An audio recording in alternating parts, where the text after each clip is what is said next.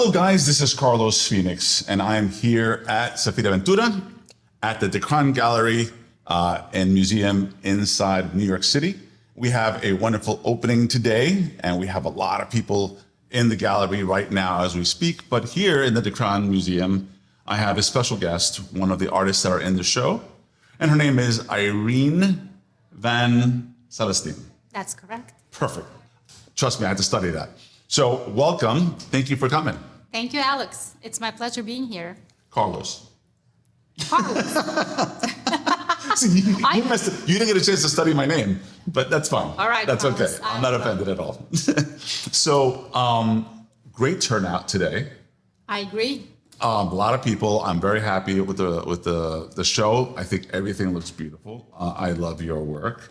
Thank you. And so there will be an edited version of this because I want to be able to put in some of the art because wasn't sure who would be getting today as guests. So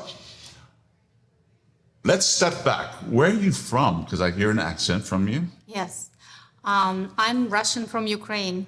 Okay. It's a very complicated story. I can imagine. I was born in a small town in Russia, which is called Lipetsk. And when I was 11, my parents moved to Kiev, which is the capital of the Ukraine. So most of my meaningful growing up as a teenager, middle school, high school, and actually beginning of medical school, I spent in Kiev before I immigrated to this country at the age of 21.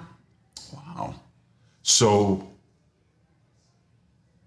you were pretty much grown up completely by the time you got to the United States.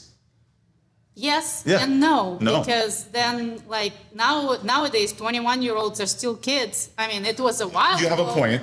Yes. You have a point. So Okay. Fair enough. I totally feel like I had another childhood, not in terms of my physical development, but in terms of my development as an American That makes sense. in Brooklyn. Oh, nice. Okay, so Yes. Brooklynite, very cool. So whereabouts in Brooklyn, if I may ask? Kings Highway. Very cool. So I was born in Queens. Okay. So, but I've always loved Brooklyn, especially food. Food is a thing for me in It's Brooklyn. amazing. It's amazing. You people got to know. It's amazing. So, all right. So you're young now. When did your exposure to art really begin? You know what? Being from former Soviet Union, we actually had very significant emphasis on art as an education, as part of our education in school. So I was always interested in music, in art, in performing arts as a child. But I never lost interest. Traveling the world, coming to this country and starting exploring the world, having the United States as a base. I just kept opening up my horizons and teaching myself basically to all styles, all kinds of art, and it always fascinates me. So because it's part of, let's say, the education process, I'm assuming that your parents are very supportive of any Most artistic. definitely. Awesome, that's great. Now, you come to the United States. Have you already started doing art stuff? Actually, no, it's very interesting. I was drawing as a child, maybe up until I was 15 or so. So just like art class in school, so very basic. And then I entered medical school very early. I was 16 when I actually entered medical school back in my country. And then the school was so tough, like all my hobbies went by the wayside. So, and then it took me additional 20 years to become a physician in this country. So I truly didn't have a lot of free time to enjoy any hobbies besides just trying to survive, trying to get my education, trying to get my life back on track and raising family. Now, you said you moved here when you were 20, but was it with you or your whole family, or was it just you? Or? It actually was my new husband back then. Okay. I got married when I was 19, and we moved here with his family a year later. He's my ex-husband now, but we have two amazing children together. Awesome. 27 and 20, all grown Wow. up. Yes. Not for nothing, I would not be able to guess your age looking at you, but you look you. great. Thank you. So, okay, so what kind of triggered your desire to start wanting to paint That's and actually a draw? very important question Yeah. because 3 years ago, I had a very sad, traumatic experience which unfortunately I lived through remotely. My parents, my mom, my aunt, they were still in Russia, and it was a second wave of COVID. It was November, December 2020 that my mom and my aunt contracted COVID, and they died 2 days apart. And while they were sick for a couple of weeks and they were in the ICU, and I was very emotional about it, especially because I couldn't help in any way, couldn't be with them. I started painting as a way of releasing my stress and my emotions. And after they died, that's what kept me going, like literally helped me get over very deep depression, because I lost, basically, I became the oldest woman in the family in a matter of days, because, you know, they were in their 70s, still very young to, you know, to depart. But it was the initial event that, you know, started my personal artistic journey, and it definitely was a therapeutic. That's what I thought. Okay. Yeah. Yeah, because I was going to say, well, what about it turned it into art? But now that kind of answers that. And so what did you start experimenting with? Was it pencils, colored pencils, crayons? I never painted oil on canvas, and that's what I started with, because I always wanted to try. To me, oil on canvas is kind of more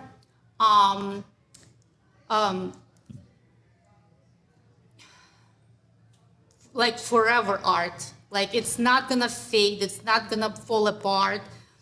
It's like, I guess, next closest to the sculpture. So to me, it's like very media which have longevity. And that's why I wanted to do oil on canvas, just like classic, you know, artists of Okay, old times. In case you don't know, so I'm an artist as well. I do illustration work, so it's a little different conceptually. But when I was going to school, I did go to school. I was trained traditionally. I went and I wanted to go to Italy, and I did. I went to Italy and I wanted to study the classic artists and learn their techniques and all that stuff. And it gave me a big headache. I hated, when I first started working in oil, I hated it because I looked at the classic, like the big artists, and by the time I started looking at my artwork, I was so critical of myself.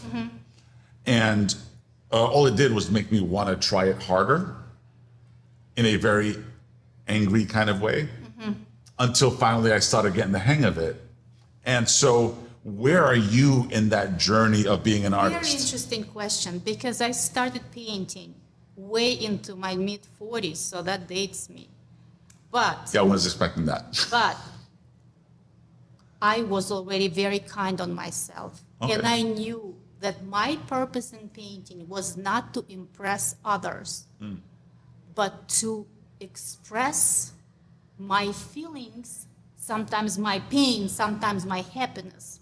And whatever came out from under my brush was always exceeding my expectations.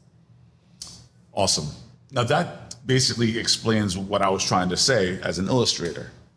I get hired to do paintings, so I have to think in terms of, will they like it? Is it the style that they're going to look at? Yes. Like, it's always about them, not so much about my path. And you thinking of it therapeutically, it totally is about your emotions, your feelings, and finding yourself. That's And I great. cannot underestimate the value of not relying on my art as providing for my living, but instead, like, I paint to my heart content. That's great. And what everybody sees in it is so different. When I start asking people what they see in my paintings, they can say they see something I could never think of, but because my art comes from my heart, I think it connects to hearts of others, and people are able to relive their own experiences on the basis of the images that they're presented, and they can connect in their own individual way. And that's the greatest compliment the artist could hear. Excellent. I agree with you. One of the things that I find fascinating working in a gallery right now is asking artists, not artists, but the people who are looking at the art, what they get out of it, like what they're seeing in it, because it's always a different story. And no matter, even if it's just like geometric shapes or something more traditional, they still will find something that applies to their lives or their way of looking at things. And that's the fascinating part about art in general. So great. So you were in this journey. How does it feel now? Like, where do you find yourself in your journey of your art? It absolutely became inseparable part of my everyday living. Nice. I find an hour or two several times a week where I just stand in front of my canvas and I start painting or even continue painting. But once you start and you have an idea in your mind, it's fascinating to me how often I come back and my ideas change, as if the painting actually talks back to me and says, no, that's what I want you to paint on me. And this is just such an act of creation where I don't even feel in control. And this is the most amazing experience I've had in my life, because, you know, being a physician and overachiever, like, my life was supposed to be under control like all these years, and art is where I completely lose control. And that's the most exciting and probably the most therapeutic part of it. Awesome. Wow. So, okay. So now, how did you develop the relationship with Sofia Ventura?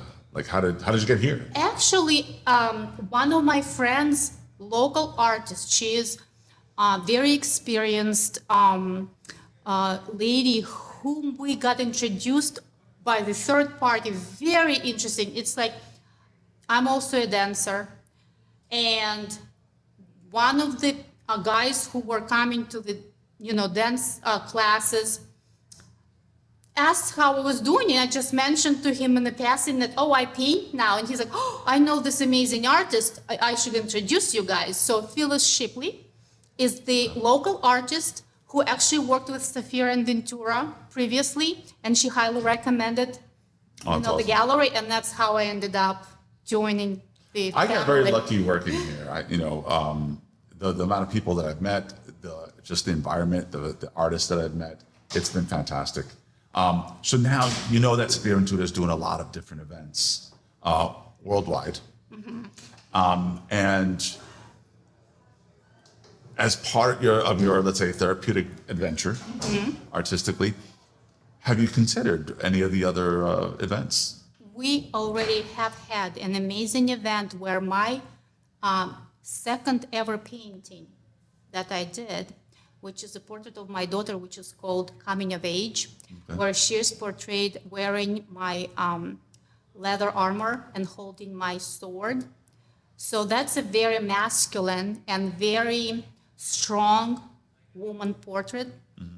which was exhibited in Egypt in the Museum of Contemporary Art or Contemporary History, something like okay. that. So it was in May, and I was absolutely thrilled about cross-cultural importance and depth of the art that I can present. I love this. Thank you. So what I'm really enjoying, and I find myself doing this every time I have an interview, is hearing the experiences.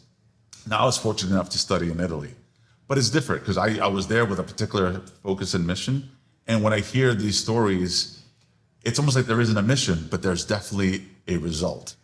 In other words, there's a life-changing something that occurs, whether it's in Italy, Egypt, like you said, or Rio de Janeiro, for example, with the Carnival. So I'm really happy to hear that you've had great experiences with us, and I hope it continues. I don't want to keep you away from the show because you have art here. And, thank you so and much. people want to buy and they want to talk to the artists and stuff like that. So thank you so much for your time. Absolutely. Great work. I hope great results. Like, people are loving it, and I really appreciate your time here with us. And I hope to see you thrive with Sofia Ventura. Thank you so much. And you guys, thank you so much for joining us live on Facebook, YouTube. Please leave your comments. And if you have any questions, I'll be sure to forward them to the artists. Thank you so much. And check out sofiaventura.com and also go to our YouTube and subscribe, please. We've revamped the show for those who've been fans of Sofia Ventura for some time. I hope the results of the show are enjoyable to you. And we're really just trying to learn more about the artist, because you always get to see the art. But look how much we've learned or don't know about these classic artists from hundreds of years ago. And we wish we knew a little bit more about their lives. Well, here we got, a great story and some great inspiration. So thank you so much again. Thank you. Take care, guys. Have a great day, and we'll see you soon.